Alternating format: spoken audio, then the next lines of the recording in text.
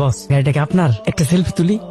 Mercedes second hand নাকি fresh import? দেখেন না আমার লোহার ঘোড়াটা শখ করে কিনছিলাম সেকেন্ড হ্যান্ড, পেট্রোল চলে না, খাই অকটেন। এখন তো আবার তেলের সংকট। কি নাম তোমার? সামি। আমাকে আজকের মধ্যে একটা জায়গায় পৌঁছাতে হবে। তো আমার গাড়িটা তো নষ্ট হয়ে গেছে। তাইলে বস আমি কি ধাক্কা দেবো?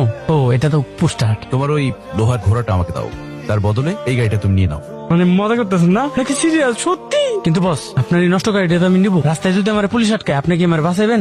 আপনাকে যে লোকেশনটা সেন্ড করেছি সেখানে সামি নামের একটা ছেলে আছে। গাড়িটা রিপেয়ার করে সামিকে দিয়ে দিবে, পেপারস ওর নামে হবে। গাড়িটা আজকে থেকে ওর। স্যার কি বলেন? কথা বলো। আপনার তো কপাল খুলে গেছে, একটা দিয়ে দাঁড়ান। থ্যাংক ইউ ভাইয়া। এই নাও। আচ্ছা বস একটা কথা জিজ্ঞেস করি, আপনি যেখানে যাচ্ছেন সেই জায়গার মূল্য কি আপনার গাড়ির চেয়েও বেশি? কি আছে সেই জায়গায়? ভালোবাসা। মাহিরা জি স্যার। চলুন কফি খেয়ে আসি। স্যার হাতে এখন অনেক কাজ বাকি। কাজ পরে করা যাবে। আসি। রায়ান, আমি কিন্তু শুধু তোমার বাবা না, তোমার লাইফ কোচও। কি হয়েছে তোমার? মাহিরা চলে গেছে তাই না? তুমি জানো 25 বছর ধরে আমি এই অফিসটা চালাই। কে কাকে কফি খাওয়ায় সব আপডেট কিন্তু আমি পাই। তোমার হোয়াটসঅ্যাপে মাহিরার ঠিকানা দিয়ে দিয়েছি, গ্রাম, পোস্ট অফিস, থানা, ফুল ডিটেলস। গুগল ম্যাপেও মিলবে না এত পরিষ্কার। কি করবো এটা দিয়ে? যার পাশে দাঁড়িয়ে তুমি হাসো সেই মানুষটাকে তুমি এত সহজে যেতে দিবে? শোনো, ভালোবাসলে ধরে রাখতে হয়। সে দূরে গেলে তুমি কাছে যাও, সে চুপ করলে তুমি কথা বলো, সে ভয় পেলে তাকে সাহস দাও। এটা কোনো 9টা 5টা অফিস না যে রেজিগনেশন দিলেই শেষ। বাবা আমি কি তাহলে যাব? তুমি বলছো? অফকোর্স মাই সান। ওই গিয়ে শুধু আই মিস ইউ বললে হবে না, ওকে ক্লিয়ার প্রপোজাল দিতে হবে। কোনো কনফিউশন চলবে না। তুমি সিরিয়াস? একদম। জানো, আমি তোমার বয়সে তোমার মায়ের বাসার সামনে 3 দিন দাঁড়িয়েছিলাম। একদিন তো সারাদিন বৃষ্টিতে ভিজেছি, তখন তো জিপিএস ছিল না, শুধু গার্ড ছিল, সাহস। তারপর? আমাকে বৃষ্টিতে ভিজতে দেখে তোমার মা আমার প্রেমে পড়েছিল। ইমোশনাল রেইন ইফেক্ট বলে কথা।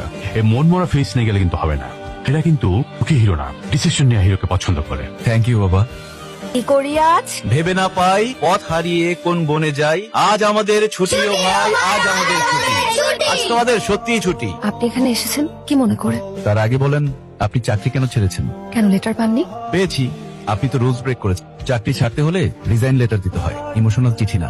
ঠিক আছে আপনি এখানে দাঁড়ান, আমি কাগজ কলম নিয়ে আসছি। আপনাকে একটা প্রপার রিজাইন লেটার দিয়ে দিচ্ছি। এরপর আপনি আপনার হাইওয়েতে, আমি আমার এই বটতলায়। ব্যাস। আমি জানি আপনি কেন পালিয়েছেন। আপনি আসলে আমার প্রেমে পড়ে গেছেন। সেটা সামলাতে না পেরে এখানে বটতলায় বাচ্চাদের কবিতা শেখাচ্ছেন। প্রশ্নই উঠে না। চোখে চোখ রেখে বলেন কিছুই না। দেখুন আপনার ওখানে চাকরি করার থেকে আমার কাছে এখানে এই বটতলার নিচে বাচ্চাদেরকে স্কুল করানোটা, ওদেরকে পড়াশোনা করানোটা অনেক বেশি গুরুত্বপূর্ণ। ওদের আমাকে দরকার। Good point. তাহলে এক কাজ করি, আমিও জয়েন করি, দুজন একসাথে পড়ালাম। আমি কিন্তু টিউশনিতে উস্তাদ, বিশেষ করে যারা ব্যাক বেঞ্চার তাদের উপর পিএইচডি করা আছে। দেখুন রাজ স্যার, এটা আপনার গুলশান বনানি না, এটা গ্রাম। এখানে ছেলে মেয়ে একসাথে ঘুরলে ড্রোন লাগে না, হাজারটা চোখ তাদের উপর নজর